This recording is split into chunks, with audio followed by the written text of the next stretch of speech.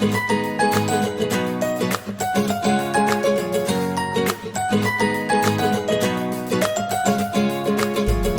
there pickles, and welcome to episode 41 of the Knitting Vicariously podcast. My name is Caroline. I'm found more commonly across Instagram and Ravelry as dunderknit.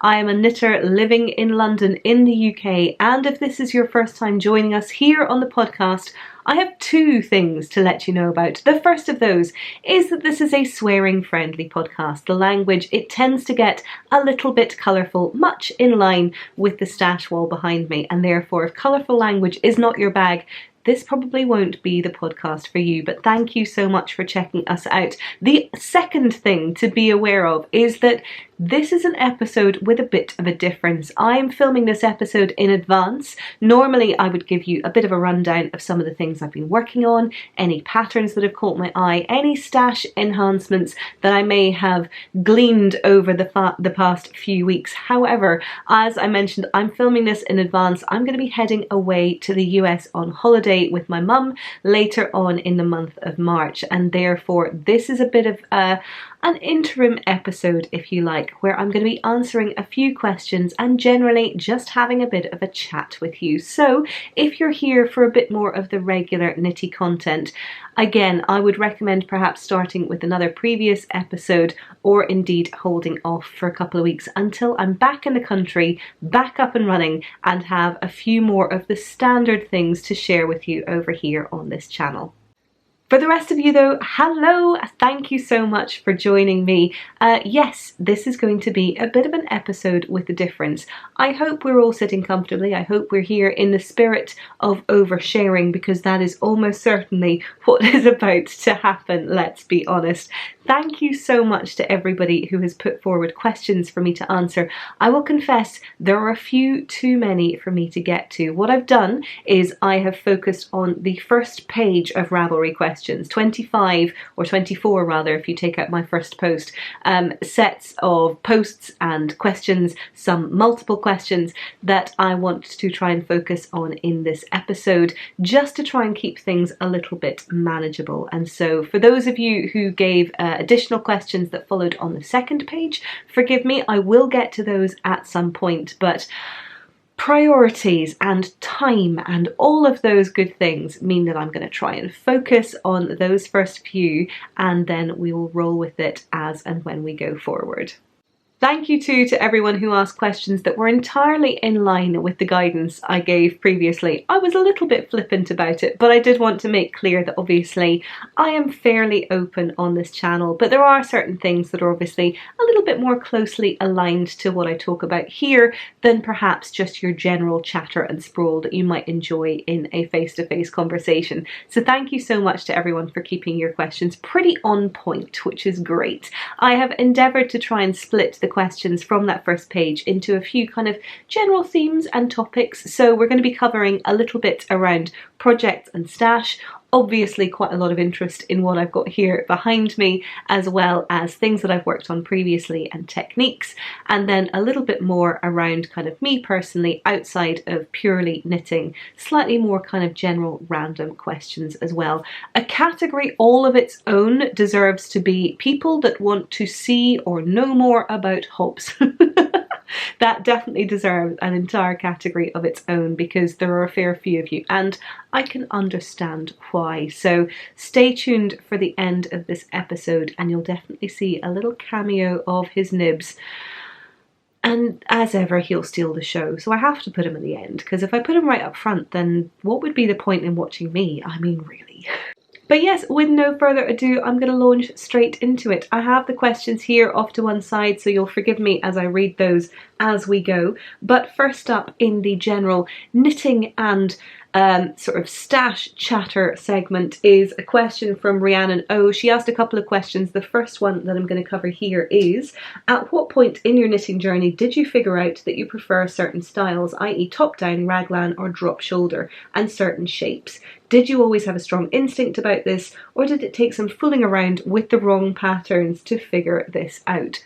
Great question. So I've been knitting for just over 10 years now. I mentioned that over on Instagram to celebrate my 10-year knitting anniversary.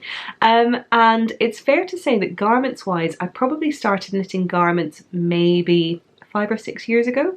I do have a good few sweaters now. I certainly had enough to get me through maybe the first 20-something episodes of this podcast, wearing a new sweater each week. Now you are starting to see some repeats. But I've knit a fair range of styles. I know that I have a very strong preference for top down. That's less to do with what suits me and more to do with my own perseverance and the actual knitting of the sweater.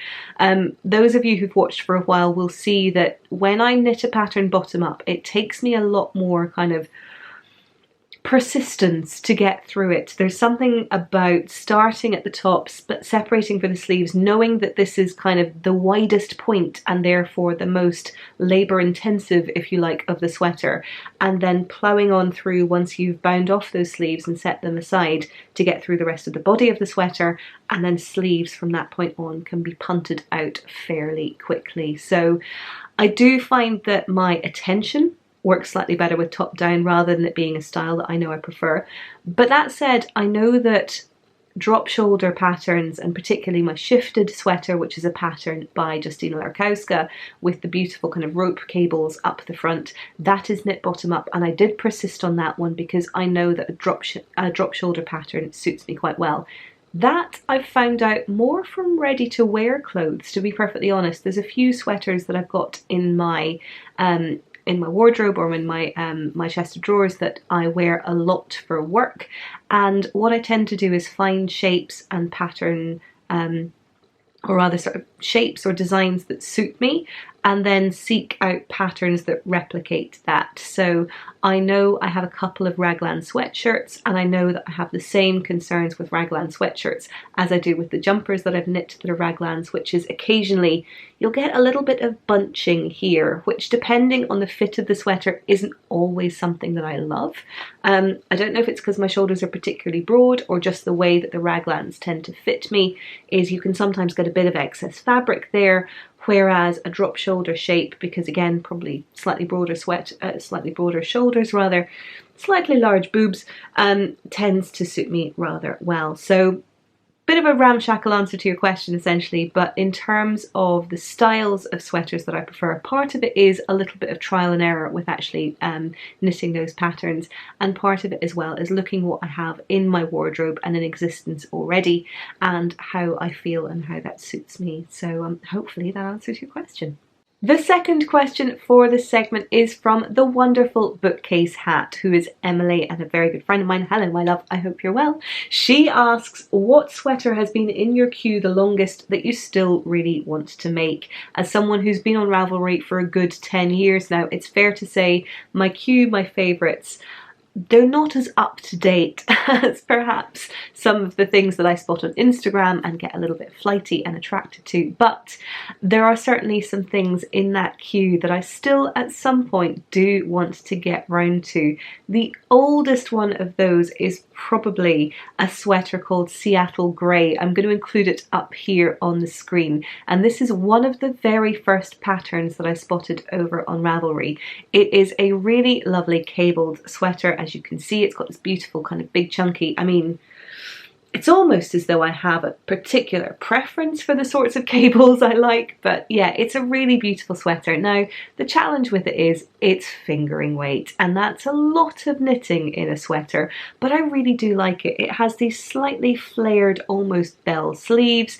It is apparently designed and modelled based on a sweater that Meredith Grey wears in one of the very, very early seasons of Grey's Anatomy. I'm not a huge fan. I was when it first started, but I feel like that was half a lifetime ago. And after a certain point where the entire cast died again, it kind of just got to the point where I was like, I'm done with this. I can't keep up. But it's a really beautiful sweater pattern, so that is still something that I do want to work up one day. And then the second part to Emily's question was, what's the oldest yarn in your stash that you realistically think you might actually knit someday? Pointy, but fair. as part of that. Do you know what? I probably knit with some of it quite recently. This is the felted tweed that I used for my White Horse sweater, a pattern by Caitlin Hunter in the sort of middling part of last year. So the felted tweed that I had in my stash, I've probably had for a good 9 or so years. It was certainly something I bought fairly early on. So yeah, I think that might be, and I've still got a fair whack of it left, so I've definitely got intentions and designs to work on that at some point as well. So that might be some of the oldest yarn that I still have. There's a lot that I've probably de-stashed or is kind of like odds and sods, a random skein of kind of thick and quick that I used for a hat somewhere, but in terms of something that I'll actually knit with intentionally, it's probably that felted tweed, and I will get there. I will, just not quickly. Not soon. Sometime. Probably. Ish. Boneyard Gracie asks, what knitting pattern are you most intimidated by, and what would it take for you to start knitting on it anyway? Which is a great question. I did a bit of thinking about this, and I don't really think there's any patterns that I'm hugely intimidated by as such. The great thing about knitting is it really just is knitting one stitch after another and doing what you're told, and it's how I talk to people about it who perhaps aren't knitters or are quite new knitters. Is the great thing about patterns is they tell you exactly what to do and when to do it. Now, don't get me wrong, there are times when I'm not in the right headspace to follow a specific pattern or a particularly complex pattern. I want something that's perhaps a little bit more intuitive, or perhaps a little bit more kind of light touch that just means I can knit away quite happily and only engage with it when I have to. But if I am in the mood for something that's quite kind of complex and meaty and chunky, and I want to really kind of spend time getting to grips with it, it's not that I'm intimidated as such, it's more just that it's a bit of a like mindfuck. I will need to spend a bit of time concentrating on it, and sometimes I'm in the mood for that, and sometimes I'm not. And there are techniques that I'm more or less fond of, not just because of my preference, but also my ability to execute them well. So I know I'm not brilliant at seaming because I haven't done a huge amount of it, but I also know it's not my favourite thing. So it's a bit of a difficult one. So it's a really great question, and I don't wish to be dismissive of it in any way, but I wouldn't necessarily say the challenge for me is about being intimidated by something. It's more just to do with whether or not it's something I want to spend my energy on. And if it is, and I really, really, really want that thing, then assuming I'm in the right frame of mind for it, I'll get there. It might take a while, it might take a really long while, but I will get there. And actually that links quite nicely into the next question that comes from Frost Story, who asks, do you have an all-time favourite item that you have knitted? Again, I gave a bit of a sort of brain rack to this one and had a good long think. I do think the thing that I am kind of proudest of, as well as my favourite thing that I've ever knitted, is my Beatnik sweater, which is a pattern by Nora Gaughan. Now, it's ridiculous that this is a free pattern because it's incredibly complex, but it was a pattern that was launched with Knitty a good few years ago now. I've worn the sweater on the podcast here. I'll include a pattern picture here for you to see it, but it's a really beautiful sweater. Now, I say it's my favourite. It is not without its mistakes.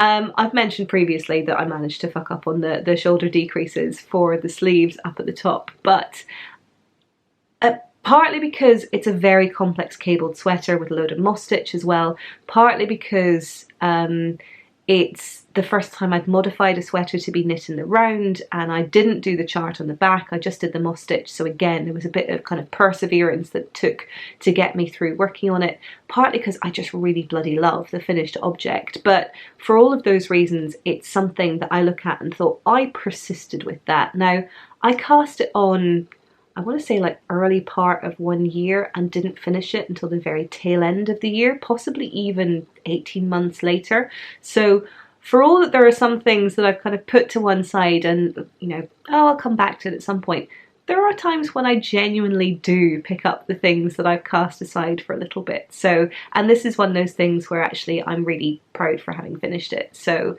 that is probably the thing that I'm proudest of, or my favourite knit to date. But also kind of going back to the previous point, something where It was a challenging knit, don't get me wrong. I don't think I necessarily felt intimidated, but it challenged me, it challenged my brain, and I'm proud of having persevered, got through it, and had a finished object at the other end. A couple of great questions now as well from Toge MI, and there were some great ones in here, but the one that I was going to focus on here was, what has been your biggest knitting mistake? Good question. I don't know. I mean, I make reasonably sizable fuck-ups all the time in my knitting. And I do try and solve them, or I work out if I can live with them, and it's kind of fine. Things that haven't worked out quite as I planned. I know that, let me think. So about maybe just over a year ago now, I knit the Scottie sweater by Petite Knit. It's a sort of light blue colour. It's knit in drops alpaca.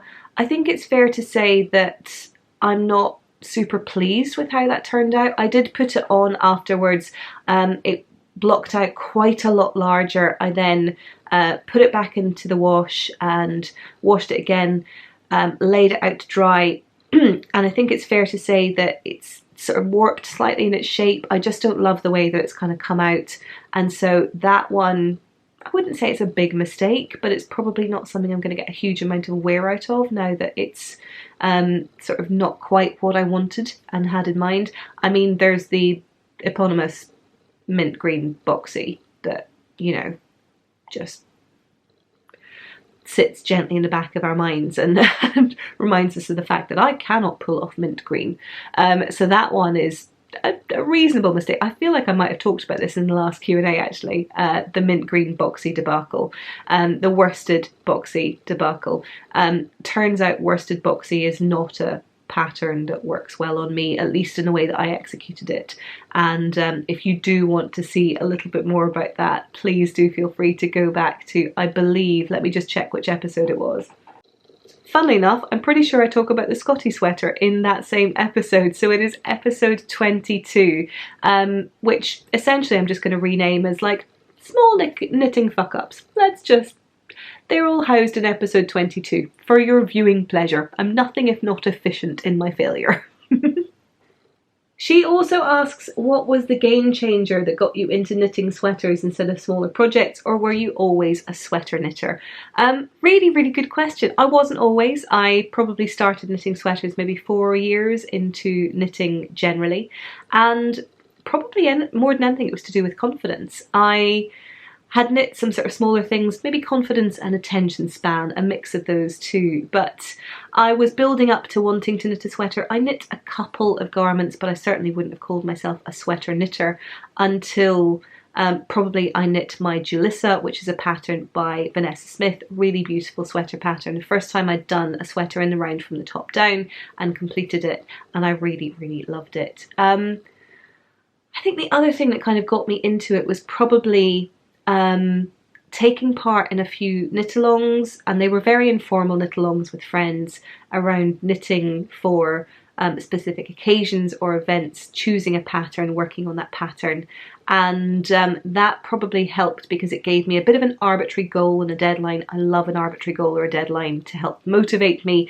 outside of my general kind of day-to-day. It's a really, really good tool if I'm not too kind of up in my own head about things that I have at work. It's nice to have arbitrary goals outside to be able to kind of really focus and drive myself towards achieving something. So that helped. So again, if it's something that you want to do a little bit more of, I do recommend either finding knit-alongs where they are working on specific patterns, or even knit-alongs that are a little bit more broad, like sort of garment-focused knit-alongs, and issuing that as a bit of a challenge to yourself if that's the way that your brain works. I, for one, find that to be quite helpful.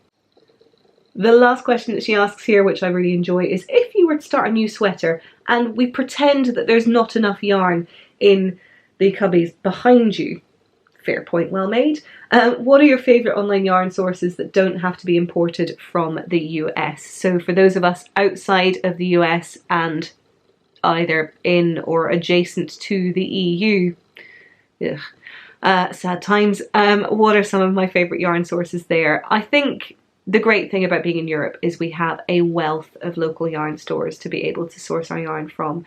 I have really enjoyed in recent months sourcing yarn from the likes of Isolde for Rauma and Petite too, which I've been using for garments and for, not garments, for accessories rather. I know you've mentioned in your answer Das Mondschaf as an indie dyer who is fantastic. You have other indie dyers in the UK, and I mentioned a couple of those in the last episode where I was at Unravel. So you've got Ching Fibre, who's based in London. You have the likes of Black Elephant as well.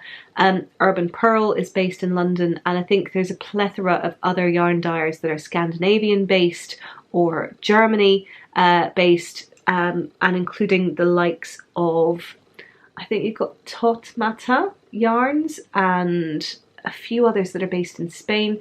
Instagram is a really good place for discovering some of these, and in fact, if anyone has particular European yarn dyers, whether they be yarn stores or indeed independent dyers, do feel free to put your recommendations in the description box below, and we'll pull together a bit of a view on those as well. A little bit more into techniques and podcasting stuff now. So the first of those is a question from Hazy Summers, who says, do you pull from the inside or the outside of the cake, and do you have a strong reason as to why? Good question. I pull from the outside of the cake. I know that there are plenty of people who pull from the inside. I find if I do that, I end up in a tangled mess somewhere towards the end. So I am far happier going round the outside of the cake and watching the cake get smaller than having this thing that kind of gently folds in on itself and kind of feels as though it's collapsing in a grand, supermassive black hole sort of session. So yes, I tend to go from the outside of the cake. I find it works for me, but your mileage may vary. And then a question from, I think it's Symbol My Knee and Tea, possibly. Have you ever tried spinning or weaving? And if not, do you want to? Excellent question again. I have tried a little bit of weaving. I do have a loom. I have a rigid heddle loom that I was bought for my birthday or Christmas, I believe, a few years ago by my lovely mum. I have woven a scarf on it. It is very amateur indeed, and actually I really did enjoy it, but I think that the challenge I have at the moment is more to do with space. Obviously, to warp a loom and to get a kind of decent scarf size on it, you need a fairly just long space to be able to actually go in and set everything up, and it's that setting everything up bit that just takes a long old while. I would love to try it, I'd love to improve on it, but it's far easier just to go and sit on my arse on the sofa and do a little bit of knitting than it is to really kind of set myself the goal of getting a bit of weaving done. That being said, it's so much quicker than knitting.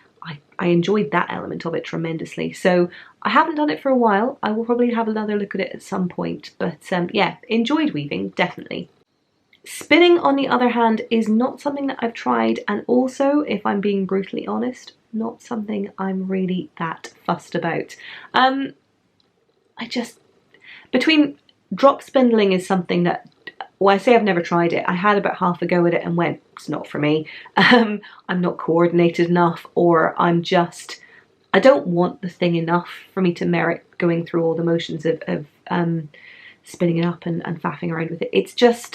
It's not something that appeals to me at the moment. That may change, I am quite sure. And then similarly, when it comes to spinning on a wheel, I think because I'm doing pretty well for stash at the moment, I definitely don't need a whole other kind of rabbit hole to start delving down. And again, it's just not something that's really drawn my attention. I'd much rather sit and work on knitting something, or at a push crocheting something, like a blanket.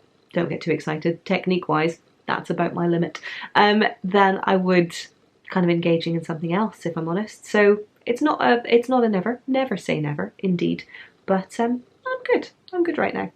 Aaron Jackson asks, what's the thing that surprised you the most about having a successful knitting podcast? What's the thing that nobody told you about beforehand despite your careful research and clear-eyed expectations? Really good question, and one that I've been giving a fair bit of thought to. Thank you, first of all, for saying successful knitting podcast. I am Delighted and very, very honoured to have a fair few folk coming back to each episode and writing incredibly supportive comments and asking great questions. So thank you so much for that point there. Something that surprised me about having a podcast, honestly, a couple of different points. One, the fact that it would generate such a positive response. I talk about this in the very first episode of the podcast, and I will entirely forgive you now that we're 40 episodes in for not having all of you necessarily gone through that. Feel free not to, because looking back, it's one of those things that in hindsight, oh, it's not aged well. But what I would say with it is, I did talk a bit about the fact that knitting vicariously, as it's kind of its premise and the idea behind it is, I am not someone who works in the yarning industry. I'm not someone who's a hand dyer or a designer, but I really have a huge appreciation for the things that the amazing makers in this community, whether you be a designer, a yarn dyer, or indeed just someone who's making these projects and putting a huge amount of your time and your creativity in creating something that's really wonderful. I think any and all of that should be celebrated. And so what I wanted to do with the podcast was create a channel and a community of people who could come together and do that. And really, for me, the best and most surprising thing in all of this has been the extent to which that has been so well received, and positivity has kind of stemmed from it. And in particular, things like the Glorious Gold Along and the Blame Dunderknit Along, the extent to which people have got behind it, have supported it, and have really just created so much joy around it, is the thing that has surprised me and delighted me the most. In terms of other stuff that's a bit more kind of, I guess, different from my expectations, really good question. I think the biggest thing for me is probably the time around it. I've been fairly candid about this in the past. I will continue to do so because candour is very much part of my general, thing. It takes a fair whack of work. Sitting down and recording is really just the kind of the surface of what you see in all of this. Between going through, exporting the video, editing the video, uploading it, doing all the faffing around that YouTube makes you do, faffing around with show notes and Instagram and so on, that is really where the bulk of the work takes place. And so what I would say is, it's one thing to devote a couple of hours every other week or every week to recording. It's quite another to then devote a further, I would say, 4 or 5 hours to editing and going through and getting everything there ready and uploaded. And even more so when then you consider there are people that are doing this kind of every week, the likes of Amy from the Stranded podcast, or Kristen of Vullenvine, doing this every week, even to create sort of slightly shorter episodes around about half an hour to 40 or 50 minutes, is a huge endeavour. And I think I knew it was always going to be. I definitely knew that. But I assumed that I would be able to kind of get faster and get into more of a rhythm with it. That is absolutely true. The extent to which I've cut down my original editing time to where I am now, which is a bit more streamlined, definitely true. But it's still a significant amount of time every other week in my instance. And so I would say that's probably been the biggest surprise, and definitely part of the reason why I don't think I'd ever be able to commit to more than every other week, because, it's nice to have a 2-day weekend every once in a while. Last up on the subject of the podcast, Cold Tea Knits says, I'm thinking about starting a knitting podcast. How did you work up the courage to publish your first video? One thing I worry about is people at work finding or seeing me on YouTube. Do you have any advice? Really great question. The first part, first of all, working up the courage. If you really want to do this, if you want to put a podcast out there and you're thinking about, for instance, the stuff I just mentioned around how long it takes to edit and so on, film it, edit it, get it to a point that you're happy with it, and then just put it on YouTube. What is the worst that could happen? We're going to come back to the point about work, people, but genuinely, this is, yes, as a community, we've had some difficult conversations, but this is a really supportive community. And if you are someone who, particularly if you have friends in a community or you've had a dialogue with people online, this is a great way to be able to continue that dialogue in a way that kind of lends a little bit more colour and a little bit more context to the conversations that you're having already. If it's, I guess the key thing is to kind of really look and examine about what it is that you want to achieve with the podcast. If it's a case of you want to kind of lend your voice and you've got something that you think you want to talk about and build up a bit more of a discussion around it, it's a great thing to do. If you are looking more at kind of promoting things or potentially using it as a marketing channel, then it's potentially a little bit harder because it's quite a congested community. And so I would recommend spending a little bit more time figuring out what you want your podcast to say and then how and when you use that as a vehicle for anything else that you've got going on. In terms of the work conversation, it's a really good one. So I have been obviously working on this podcast for around about 18 months now. I've been in my current job just over a year. There are people at work that know about this podcast. There are people at work who have watched bits of this podcast, and it took me quite a long time to get my head around it. Interesting side note, the way in which a lot of people found out about this podcast was about 9-10 months ago. I was at a conference, a work-related conference in Birmingham. I don't work in Birmingham. I don't work anywhere near Birmingham. I'd gone to Birmingham for this conference with pretty much my entire department, a team of about 13 or 14 people. And partway through lunchtime, I was chatting away to a colleague, not someone I'd really spoken to before that time, and we were talking a little bit our backgrounds and what it is that we'd done in previous roles and so on. And this chap came up to me, and he had that look of himself where he was kind of going, you know, there was something in his eyes that kind of said that we'd met before. And you know, you have that moment of going, oh fuck, I have no idea who you are, but I think you know me. That means we've met and I've forgotten you and I am the worst person in the world, and you're planning your kind of, how am I going to get out of this and pretend that I know you but I don't recognise you, where do I know you from, proper mindfuckery going on. At which point he said, do you have a knitting podcast? And genuinely, it's like you could hear the entirety of these people on this bench on either side going, hey? It was, I mean, I was a little bit mortified, but at the same time, just like, fuck yes, I have a knitting podcast. This is amazing. And his wife happens to watch. If you're watching, thank you so much for asking that question. I mean, again, I apologise for the fact that I probably looked slightly stunned, and we had potentially quite a... I can barely even remember the conversation because I was too busy trying to negotiate in my head what the fallout of this was going to be. But do you know what? Everyone's been really bloody lovely about it. Now, the one thing that I would say is if you are concerned about people at work finding out, just have a think about why it is that you're concerned or what it is that might be triggering that. I know that, for instance, if it's that you're worried about sharing slightly different aspects of your life, then obviously you can be quite prescriptive with what you talk about on the podcast. You don't have to come in and sort of talk about what you do in your spare time for every moment of the day. If you're worried about, you know, people perhaps being concerned about how much time you're investing in work versus something outside of work, then again, you might need to think about how you manage those conversations with the folk that you work with. But, you know, for the most part, maybe don't slag off your boss or call them a bit of a bell end or anything like that. But for the most part, if you manage to avoid that, you're probably going to be fine.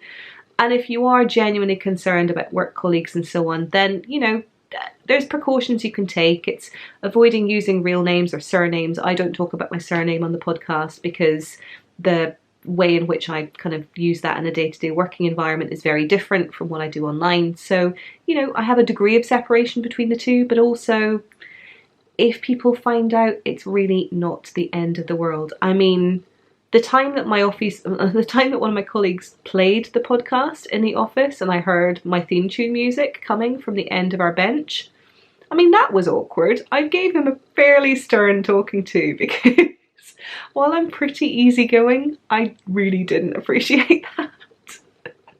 And it was done very tongue-in-cheek and because, you know, genuinely they want to support me more than anything else. But I did tell him not to be a fucking prick. Said with love. But really, Jamie, that was a dick move. I am conscious I have whittled on for a good old while now, but there are a couple of questions that we're going to finish up on, none of which are in any way knitting related, so we're going to rattle through a few of those right now. Funnily enough, straight on from that next question, Cold Tea Knit said, by the way, what do you actually do? So again, because there is a degree of separation between my working life and what I do outside of it, I work in the consumer technology industry. So I work for a technology company looking at various ways in which we can create products and technology for the general public.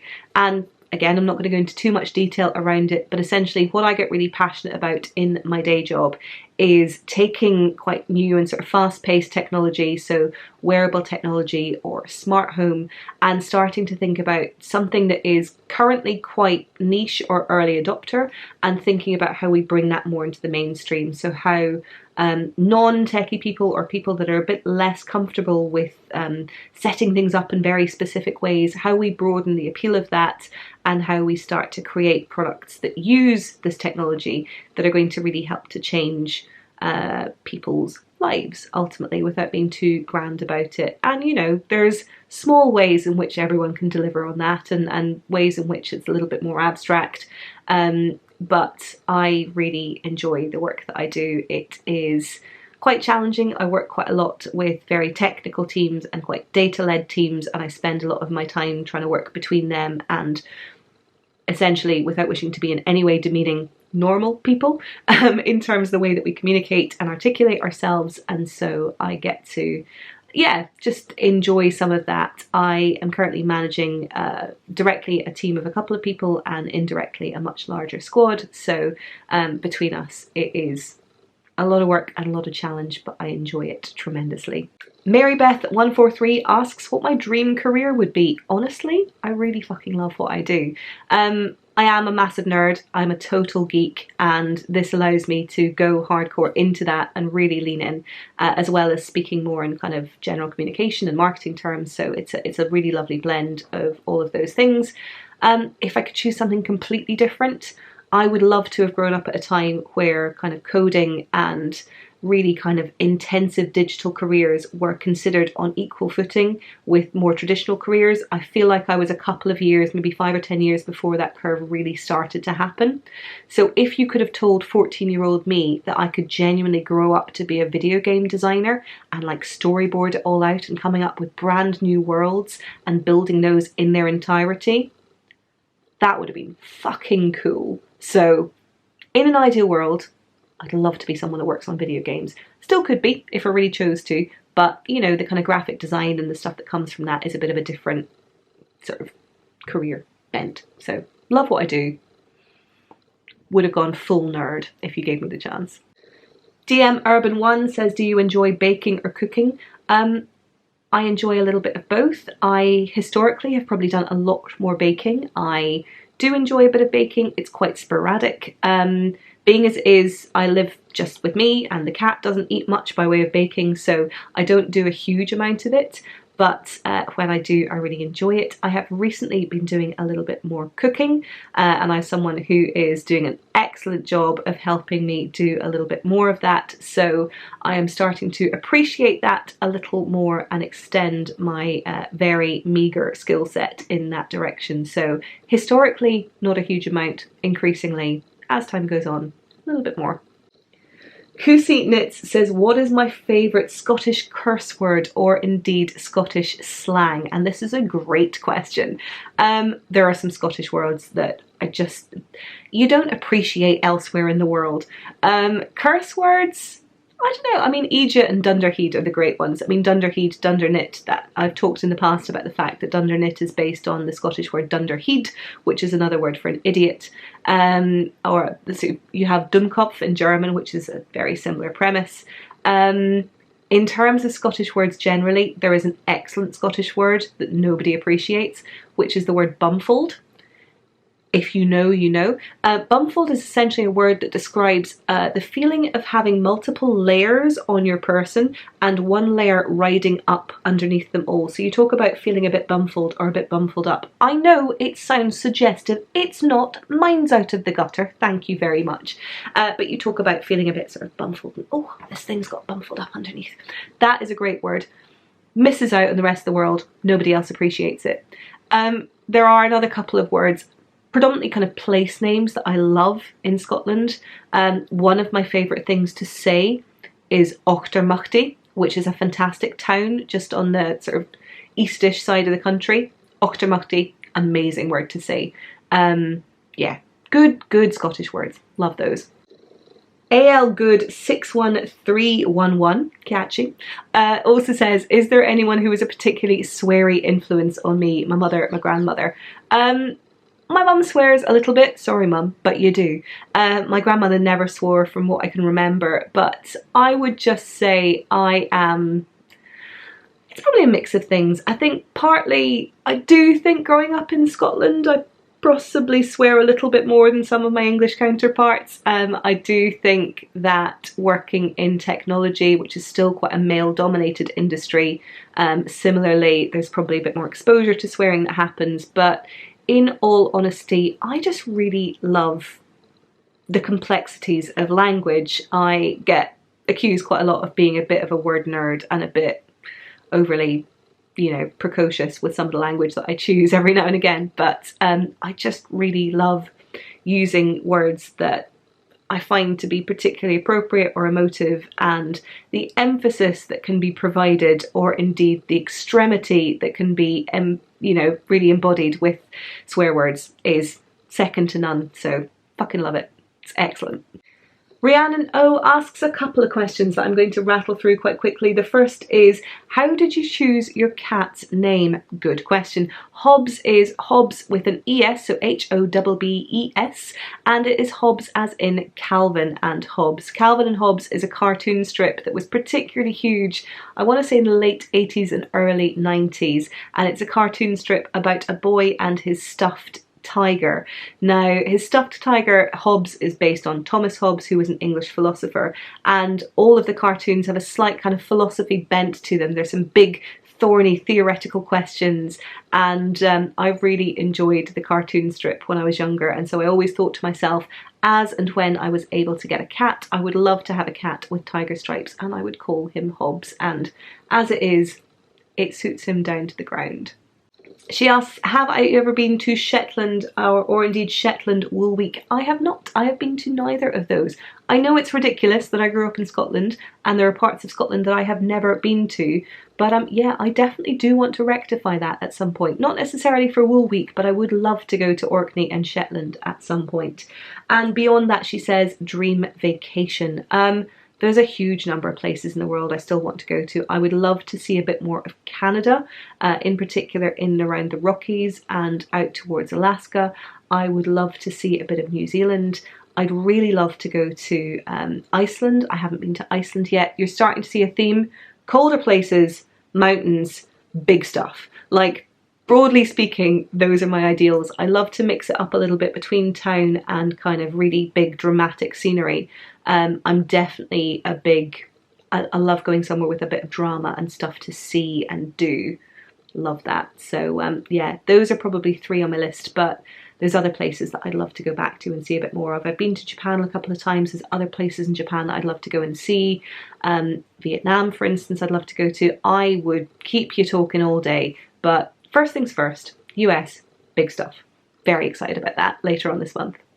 And then last, but very, very not least, Big Needle Girl asks about London. So you mentioned that you'd seen a couple of the things that I highlighted on my vlog previously, and you wanted to know a little bit more about where some of those places were, and perhaps a little bit more around where to stay. If there's anywhere in specifics that you'd like to know about from those vlogs, feel free to drop me a more specific note about that, and I can tell you. I will say that from the 2018 vlogs that I did, for the most part, the descriptions in alongside those videos should have a bit more of an indication about where they were and the part of town that they were filmed in.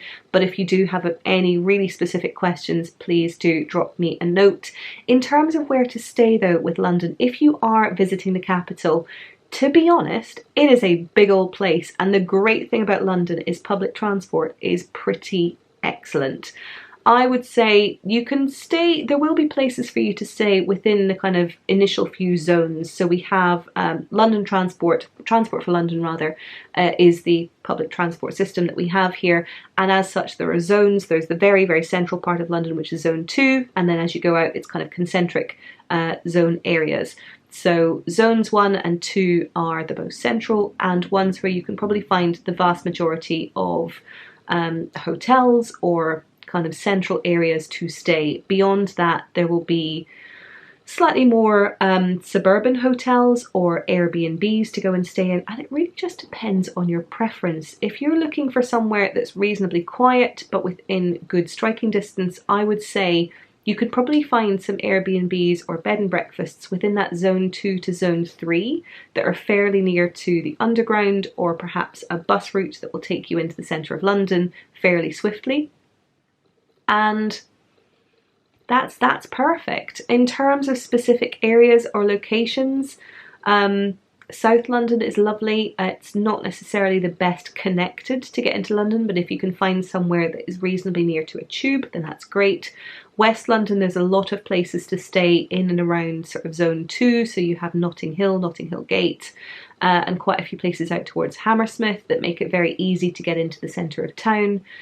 Likewise, if you go out east towards Shoreditch, there's a lot of places to stay around there. It's quite a sort of a younger, a little bit more kind of, I'm trying to find words aren't hipster, but hipster, slightly more kind of hip and digital area to stay in. And then North London, again, you've got quite a few places that are out more towards Paddington, maybe up towards Queen's Park and Maida Vale, where again there are going to be some good Airbnbs to be found up in that direction. So if you're looking for somewhere, the main thing to look for is somewhere that is reasonably well connected to the underground, and then from there the world is very much your oyster. Well, London is very much your oyster. No pun intended on the method of contactless card that you use to get around London. I mean, that was a poor joke, sorry. I shouldn't have ended on that, that was pitiful. But look, there you have it. I have done nothing but talk at you for the last however long it has been, and honestly, I'm starting to feel it. My throat is really starting to get a little bit sore. So I'm going to leave it there with the Q&A. Again, thank you so much to everybody who asked questions, who was interested enough to want to know this random shit about me and the stash wall behind. I really do hope that the answers kind of paid off and you enjoyed the conversations that we had. If you do want to talk any further about any of the points I've made, please feel free to pop them over into the episode thread that we'll create for this episode over on Ravelry, and yeah, we'll have a bit more of a discussion around there, because I would love to make this slightly less one-sided. I have talked to you a lot. Feel free to respond over there and we will go from there. But look, as ever, thank you so much for your support. Thank you for bearing with me while I'm out on holiday. I promise to return with tales aplenty. But in the meantime, I hope you have a wonderful rest of day, rest of week. I hope your knitting is keeping you happy and fulfilled. And if for whatever reason it doesn't, I really do hope you have the chance to knit vicariously. Keep on keeping on, and I will see you again very soon. Bye.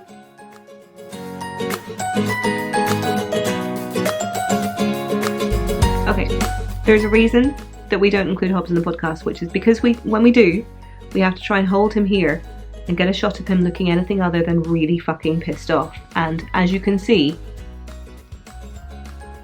mostly just pissed off. Really fucking pissed off. There is a reason why he doesn't always come and sit on my lap during these podcasts. And that's because usually, what he's doing is being a lazy little fucker. Yep, there you have it. Let's see if I can turn around and focus you. Hey. Oh my goodness. We're so sleepy. And here we have the lesser spotted cat. the lazy, the sleepy, the terribly quiet lab cat, who is staring daggers at this person doing a terrible David Attenborough impression for disturbing his wanton slumber.